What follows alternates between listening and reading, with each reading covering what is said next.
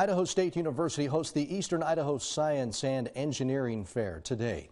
Eyewitness News 3's Seth Ratliff gives us a closer look at the student projects and what sets this science fair apart. The Eastern Idaho Science and Engineering Fair stands apart from your typical baking soda volcano displays.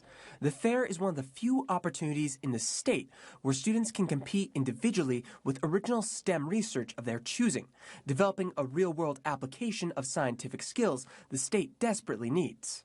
This is unique. Science fair is something that a kid can pick what they're passionate about and pursue it in whatever way works best for them. But more than that, they're building the 21st century skills we need to have Idaho be at the forefront of STEM. Project focus can range from biology, psychology, environmental and physical sciences, or mathematics and engineering. The goal of each, to solve a problem in their community and beyond. This generation of students seems to really want to solve problems and help the world around them. A lot of times we think of middle schoolers and high schoolers as being very self-centered individuals, and a lot of these projects prove that absolutely wrong. Like high school senior Bruce, after spending time developing an app to help students track and manage their courses and credits, he still found time to mentor Ethan as they developed a new scientific equation. This equation is basically using voltage-defined mass, as I said already.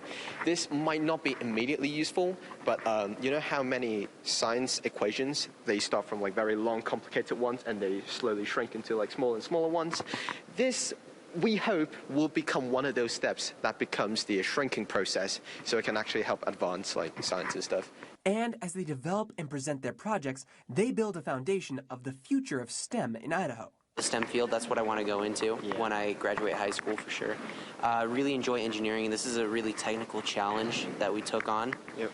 And it was just a fun process to see how it worked out. I don't know, I always want to accomplish something big, so I feel like this is my first small step to getting to it. In Pocatello, I'm Seth Ratliff.